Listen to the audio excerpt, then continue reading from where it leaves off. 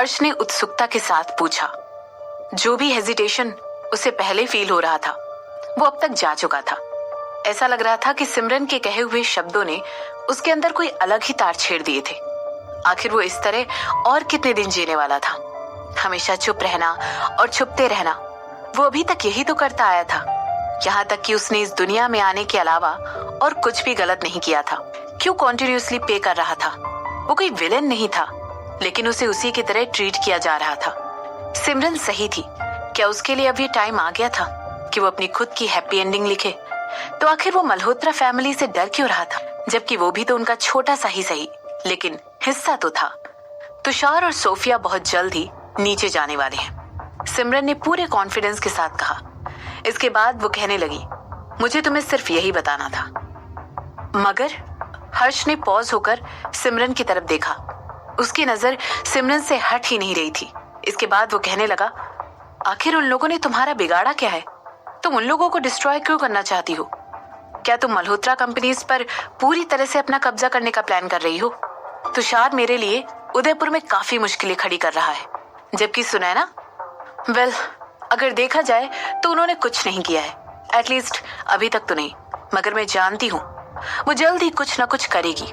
इसके अलावा मैं उसे बस एक मुसीबत फैलाने वाली औरत की तरह देखती हूँ, और उन रईस लोगों को जिनको मैं अपने लिए मुसीबत समझती हूँ, उन्हें मैं अपनी जिंदगी से जल्द बाहर निकाल फेंकती हूँ। और जहां तक रही मल्होत्रा कंपनीज की बात, मुझे उसमें कोई इंटरेस्ट नहीं है। अगर मैं सच कहूँ तो मुझे तुम्हारी फादर की कंपनी का कोई ब्राइट फ्यूचर दिखाई नहीं देता है, और मैं उस कंपनी को वापस अपने पैरों पर खड़ा करने के लिए मेहनत नहीं करने वाली हूँ। मैं इस चीज के लिए एक बहुत आलसी इंसान हूँ। सिमरन ने हर्ष से कहा, तो फिर तुम मेरी मदद क्यों करना चाहती हो? इससे तुम्हारा क्या फायदा होगा? अगर मैं मल्होत्रा कंपनी का CEO बन जाता हूँ तो मैं उन्हें वापस से अपने पैरों पर खड़ा कर दूंगा, तब तुम क्या करोगी? हर्ष ने पूछा।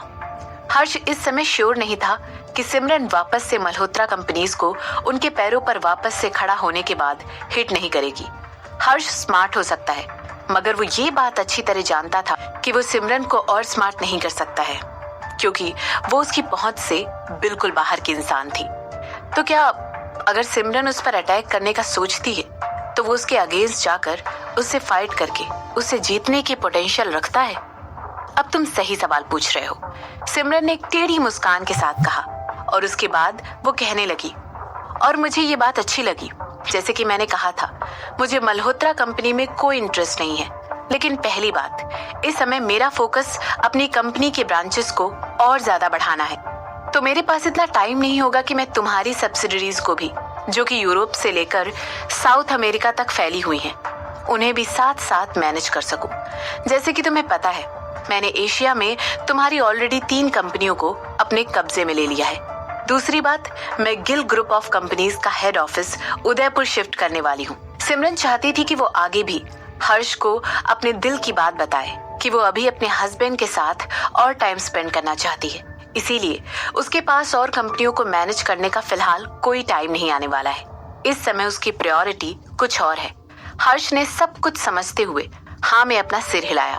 वो बहुत पहले से ये सुनता रहा था कि सिमरन गिल ग्रुप ऑफ इंडस्ट्रीज के हेड ऑफिस को उदयपुर शिफ्ट करने वाली है। उसने जो कुछ भी हर्ष से कहा था वो उसे रीजनेबल लग रहा था। उसके पास ऑलरेडी एक बहुत बड़ा बिजनेस था जिसे वो अकेले ही इतने अच्छे तरीके से चला रही थी। चाहे उसके लिए कुछ ज्यादा ही काम नहीं हो जाता, अगर वो एक और कंपनी को अपने अंडर एक्वायर कर लेती, उसके कंधों पर जिम्मेदारी और बढ़ जाती। मगर इसका मतलब ये नहीं है कि मैं तुमसे किसी भी तरह का कोई भी पेमेंट नहीं लेने वाली हूँ, सिमरन ने एक स्माइल के साथ हर्ष से कहा। लेकिन इस वक्त भी उसके चेहरे पर एक शैतानी से भरी हुई स्माइल थी।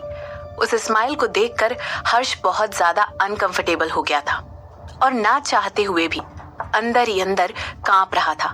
वो मन ही मन सोचने लगा कि आखिर इतनी खूबसूरत औरत जो कि उससे करीब करीब 1 फुट छोटी थी, उसे इतने ज्यादा प्रेशर में कैसे डाल सकती थी? आखिर तुम्हें चाहिए क्या? हर्ष ने पूरी सतर्कता बरतते हुए पूछा। तुम इसे ऐसे बना रहे हो जैसे कि मैं कोई बहुत ही बुरी इंसान हूँ, सिमरन ने धीरे से हंसते हुए कहा। इसके बाद वो कहने लगी, मेरी सोर्सेज ने मुझे बताया है कि तुषार ने उदयपुर की कुछ कंपनियों में इन्वेस्ट करा हुआ है। मुझे उन इन्वेस्टमेंट की ओनरशिप चाहिए। शशांक के अकॉर्डिंग तुषार ने रायचंद फिल्म्स में और इसके अलावा और भी कंपनीज में जो कि उदयपुर में थी उनमें इन्वेस्ट कर रखा था। बस इतना ही? हर्ष ने चौंकते हुए पूछा। ऑफ कोर्स, मैं तुम्हारी सुनैना और तुषार दोनों को नीचा दिखाने के लिए हेल्प करूंगी और इसकी जगह तुम मुझे तुषार की उदयपुर में की गई सारी इन्वेस्टमेंट्स लेने में मदद करोगे। तो क्या हम इसे डील कह सकते हैं? सिमरन ने हर्ष से कहा। डील? हर्ष ने सर हिलाते हुए एक स्माइल के साथ कहा। उसके लिए ये एक बहुत अच्छी डील थी। हालांकि वो भी ये जानने के लिए बहुत ज्यादा क्यूरियस था कि आखिर सिमरन को वो इन्वेस्टमेंट्स क्यों चाहिए थी, मगर उसके पास इतनी हिम्मत नहीं थी सिमरन से इसके बारे में सवाल पूछ सके। उसे अंदर ही अंदर ये डर भी था कि हो सकता है सिमरन अपनी इविल कंपनी को उस तक भी पहुंचा दे, और उसे यकीन था कि अगर ऐसा कुछ होता है तो शायद वो इस दुख से कभी उबर ना पाए। इतने ज्यादा कमजोर मत बनो हर्ष। अगर तुम ऐसे ही कमजोर बनते रहोगे तो तुम इस इंडस्ट्री में ज्यादा दिनों के लिए सरवाइव नहीं कर पाओगे। सिमरन ने अपनी आंखें पूरी कॉफी शॉप की तरफ घुमाते हुए कहा। क्या हम यहाँ पर किसी और के लिए भी इंतजार कर रहे हैं? हर्ष ने सिमरन से पूछते हुए उसकी बात को इग्नोर करते हुए कहा।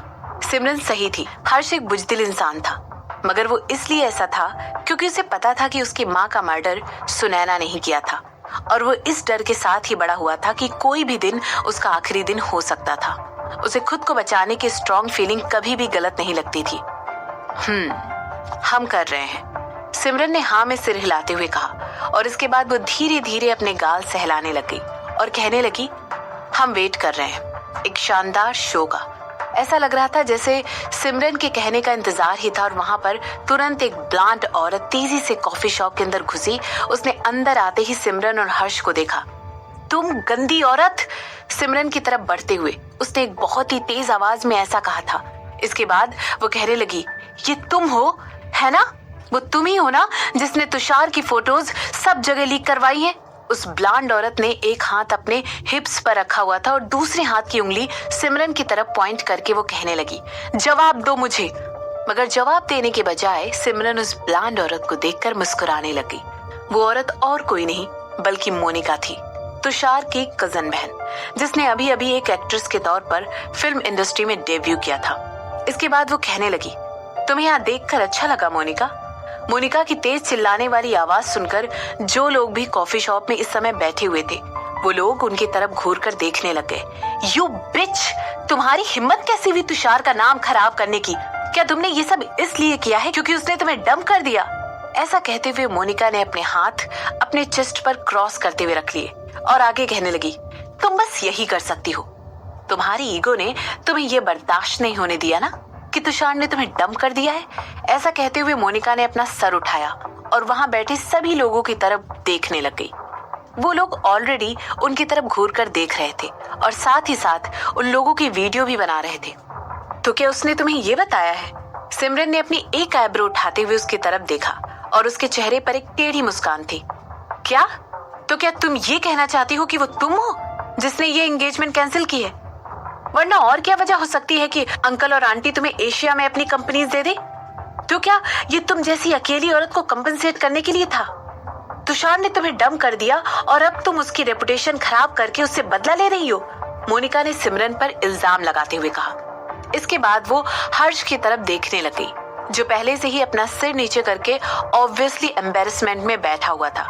जैसे ही मोनिका ने उसे देखा वो कहने लगी, तुम?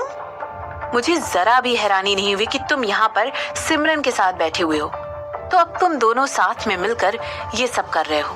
तुम दोनों चाहते हो कि तुषार उस कंपनी को छोड़ दे और फिर तुम दोनों उस पर कब्जा कर लो, है ना? लेकिन मैं तुम्हें बताना चाहूंगी, ऐसा कभी भी होने वाला नहीं है।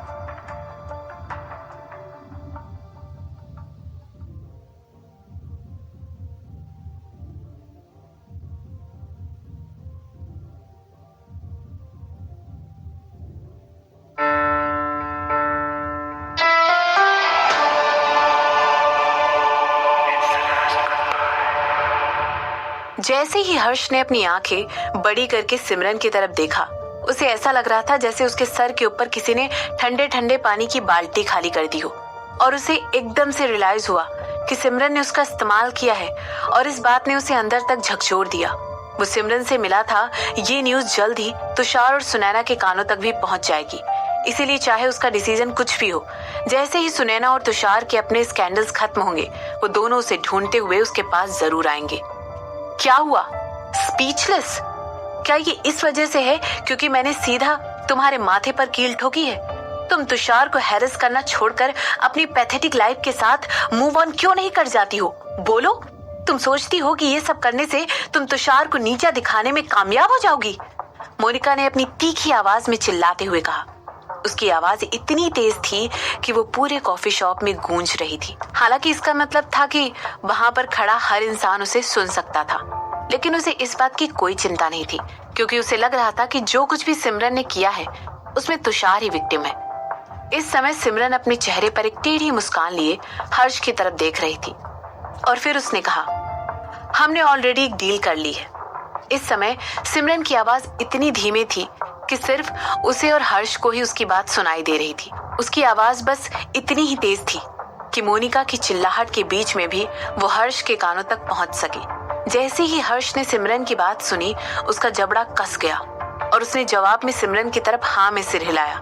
हालांकि उसने इस डील से कुछ न कुछ गेन ही किया था, लेकिन इस समय वो अपने आप को ये सोचने से रोक नहीं पा रहा था कि उसने एक डील की है जो कि डील विद द डेविल है। तो क्या अब वो इस चीज के लिए रिग्रेट कर रहा था? नहीं, बिल्कुल नहीं। हो सकता है सिमरन ने उसे ट्रिक करके अपने जाल में फंसाया हो, लेकिन वो उस औरत को डिस्ट्रॉय करने में उसकी मदद करने वाली थी जिससे वो सबसे ज्यादा नफरत करता था। इसके अलावा उसे मल्होत्रा ग्रुप ऑफ इंडस्ट्रीज की होल्डिंग भी तो मिलने वाली थी। ये अंत भला तो सब भला कहावत की सबसे अच्छी रिप्रेजेंटेशन थी। इस पॉइंट पर हर्ष सिमरन के सवाल के पीछे छुपी हुई मीनिंग समझ गया था। जब सिमरन ने उससे पूछा था कि क्या वो मल्होत्रा होल्डिंग्स को भी उसी तरह ट्रीट करेगा जैसे कि वो अपनी कॉफी को करता है, सिमरन उसे अपने साजिशों में शामिल करने वाली थी और वो उससे पूछ भी रही थी कि क्या वो अपने मकसद को अचीव करने के लिए कुछ भी करने को तैयार है। तब भी अगर वो चीज काफी सवाल उठाने वाली हो, क्या उसका ज़मीर उसे ऐसा करने के लिए अलाउ करेगा? क्या वो अपने राइट के लिए, अपनी कंपनी को पाने के लिए, लड़ने के लिए मैदान में उतरने के लिए तैयार था? क्या हुआ? मुझे जवाब दो। अपने एक्स फियांसे के भाई के साथ फ्लर्ट करना बंद करो और मेरी बात का जवाब दो। मोनिका की तीखी आवाज ने सिमरन को मजबूर कर दिया कि वो मुड़कर उसे देखे। अपने चेहरे पर एक मुस्कान के साथ सिमरन अपनी सीट से उठी। मोनिका, तुम्हारी तीखी आवाज इस शांति से भरी हुई जगह का माहौल खराब कर रही है। क्या तुम्हें नहीं पता है कि ये एक हाई एंड कॉफी शॉप है और तुम्हारा ये भद्दा व्यवहार कभी भी यहाँ पर वेलकम नहीं किया जाएगा। सिमरन ने बहुत ही शांति से अपना पर्स खोलते हुए ये बात कही और 2 बिल निकालकर टेबल पर रख दिए। तुम्हें लगता है तुम्हारी तीखी जुबान मुझे डरा देगी? मोनिका ने सिमरन से पूछा। इसके बाद वो कहने लगी, मैं तुम्हें एक बात बताना चाहती हूँ, मैं तुमसे बिल्कुल भी नहीं डरती हूँ। ठीक है। सिमरन ने हाँ में सिर हिलाते हुए वापस अपना सर हर्ष की तरफ घुमा लिया और कहने लगी, मैं तुम्हें परसों एक कॉल करूंगी, तैयार रहना। इसके बाद सिमरन मोनिका के बगल से निकलने लगी। तभी मोनिका ने उसे शोल्डर से पकड़कर रोका। उसके ऐसा करने की देर ही थी कि सिमरन तुरंत पीछे मुड़ी और मोनिका ने उसके गाल पर एक जोरदार थप्पड़ जड़ दिया। उस थप्पड़ की गूंज इतनी तेज थी कि वहां पर बैठे सभी लोग चुपचाप अपनी जगह पर बैठ गए और हर्ष अपनी जगह से शॉक होते हुए उठ गया। ये तुषार का करियर खराब करने के लिए है, मोनिका ने अपने चेहरे पर गुस्से का बहाव लाते हुए कहा। इसके बाद उसने अपना दूसरा हाथ उठाकर सिमरन को एक और थप्पड़ मारने की कोशिश की, लेकिन इस बार सिमरन ने तुरंत उसका हाथ समय पर पकड़ लिया। सिमरन की पकड़ टाइट थी, बहुत टाइट थी। इस समय मोनिका का चेहरा देखने लायक था। वो कहने लगी, मुझे जाने दो। जैसे ही उसने ऐसा कहा, सिमरन उसे देखकर खिलखिलाकर हंसने लगी और कहने लगी, ओह, इसकी तरफ देखो, क्या ये जमीन पर पड़ी हुई एक फोटोग्राफ है? हर्ष, जरा इसे उठाना तो। वहां पर मौजूद हर किसी की आंखें उस जमीन पर पड़ी हुई इकलौती फोटोग्राफ पर पड़ी और हर्ष ने जैसे ही उस फोटो को हाथ में लिया, वो कहने लगा, क्या ये वो फोटोग्राफ नहीं है जिसमें मोनिका और तुषार? उस फोटो में एक औरत थी जो कि बस एक बाथरोब पहनकर खड़ी हुई थी और वो जमीन से लेकर सीलिंग तक की रूम में लगी हुई खिड़की से बाहर देख रही थी। उस समय उसके हाथ में एक लंबा और पतला सा ग्लास था। उसके पीछे एक आदमी खड़ा था जो कि उसके कान में कुछ फुसफुसा रहा था। और उसके हाथ उस औरत की कमर पर लिपटे हुए थे। हालांकि उस आदमी की ऑलमोस्ट पूरी बॉडी उस औरत की वजह से तस्वीर में ब्लॉक कर दी गई थी, लेकिन ये बात बिल्कुल ऑब्वियस थी कि उस आदमी ने उस औरत को हक करते हुए कुछ भी नहीं पहना हुआ था। जैसे ही मोनिका ने उस फोटोग्राफ को देखा, उसका चेहरा पानी पानी हो गया था। उन दोनों के चेहरे बिल्कुल क्लियर दिखाई दे रहे थे और वो लोग आसानी से उस आदमी और औरत दोनों को पहचान लेते। वो और कोई नहीं बल्कि तुषार और मोनिका ही थे। मोनिका ने बहुत कोशिश की कि वो हर्ष से उस फोटो को छीन ले, मगर सिमरन की पकड़ अभी भी उस पर बहुत टाइट थी। वो तुरंत सिमरन की तरफ मुड़ी और उसे देखकर बहुत सरप्राइज हुआ कि सिमरन मुस्कुरा रही थी और उससे कह रही थी, तो तुमने क्या सोचा था, मैं तुम्हें फ्री में ही खुद को थप्पड़ मारने दूंगी? ये सुनते ही मोनिका के होश उड़ गए।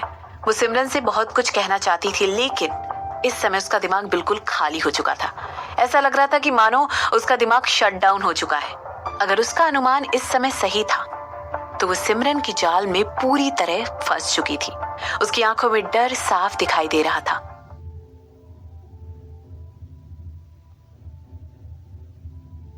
Hey, long time no see. Wow, your bangles are so nice.